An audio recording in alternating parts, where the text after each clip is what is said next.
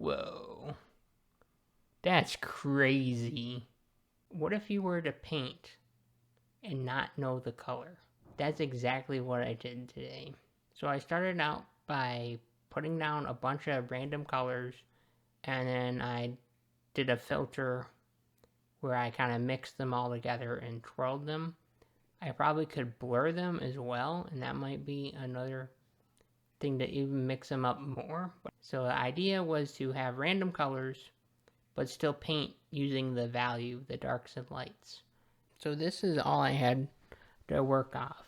What the colors actually looked like were this, and I had no idea what the colors were. I had a little bit of an idea, but I just put a bunch of random colors and I swirled them together, and this is how it came out. But then I worked off using the grayscale to paint with, only painting in value. So it was only black and white. And then when I was all done, I turned the color back on, which you'll see later. So I'll show you how I set it up. Unfortunately, I didn't get this part recorded, so I'll just go back and show you how I did it. So if you want to do it, feel free to follow along. I'm sure there's other ways of setting it up. So I had it in the view in grayscale, and I'll show you how I do that in just a second. So I just started putting down random colors. I start by doing them all in kind of the same, like, dark and light value range, but they can vary based on the different colors you're using. So each color has its own value to it. Its darkness or its lightness. Wow, even the orange is a darker value. Interesting. See, and you can also learn about the different values of the different colors too. So I have to desaturate. If I want a brighter orange, it has to be less saturated. Oh yeah, for the view, for color proof setup, you want to go to custom and go down until you find .gang 20%. That should put it in accurate grayscale. I don't know what the percentage exactly means. We'll go filter and we'll do distort. And actually you can mix it up any way you want, but the one I went with was the twirl, and I turned it all the way up to give it a good mix. That didn't quite work that well.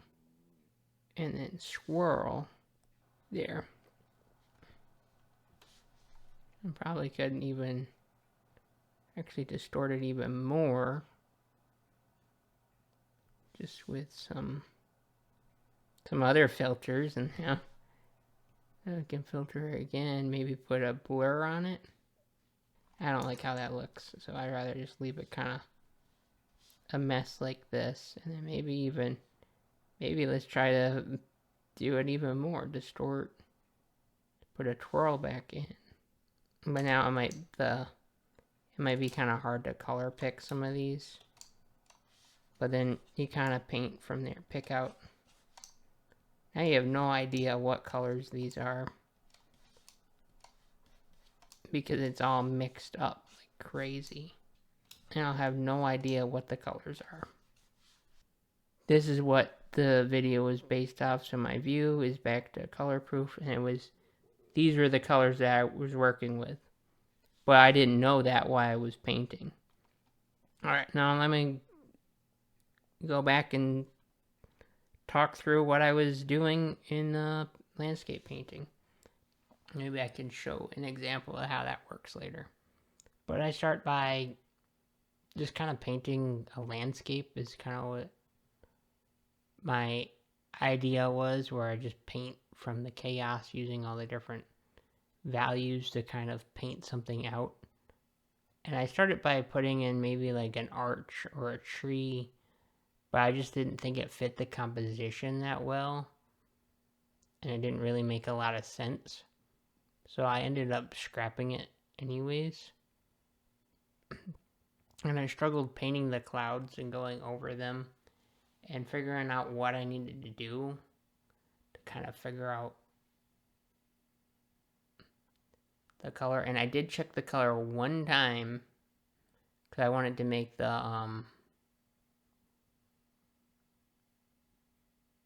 make it brighter, have a brighter value. So I was spoiled a little bit by the sky color, but it still looked way different afterwards. And I will be showing you what that looks like in just a little bit. So this might be kind of boring to just watch this version of it because there's no color. I wish I could record it with color and just have me not know what was happening. That would be interesting, but it's just how I had it set up wouldn't work that way. I really did like painting in grayscale because you don't have to worry about getting the colors right. You just have to get the values to look right. And eventually when I do turn it on, it will look crazy. And I'll react to it in just a minute when I'm done with this. I just kind of did a few more details in the foreground. And there you have it. That's how it came out. Now let's jump to me reacting to it. Without further ado, I haven't seen it yet, so this is kind of like a reaction to me looking at it. And here we go. 3, 2, 1, go. Whoa. That's crazy. That's so crazy looking. I kind of knew it would be green because earlier I did do one color pick just so I could up the brightness and get a little brighter in an area. But man, this looks crazy. It's kind of a vomit of colors. It's like a neon, apocalyptic looking landscape. I think I might try and do this more. I just kind of like made a landscape just from what I felt like. And I'll probably do a little talk over that. But anyways, this is a cool experiment. If you don't want to worry about the color and just be crazy with it, you can do something like this. We got like this green sun with these kind of clouds, and then these interesting then there's red here, and then just shows all the different colors in here. If I go pull up my layers, I had it all hidden, so I even had this over here to cover up, not over here, this collapsed and then covered up my color, so I had no idea. Here's kind of what I started with for my random colors. So I could have ended up picking like one of these, which I should. Next time, I think what I would do is maybe just cut it down to this so you don't have, so I'm a little bit more random with my color selection because they're more of a narrow, tight selection.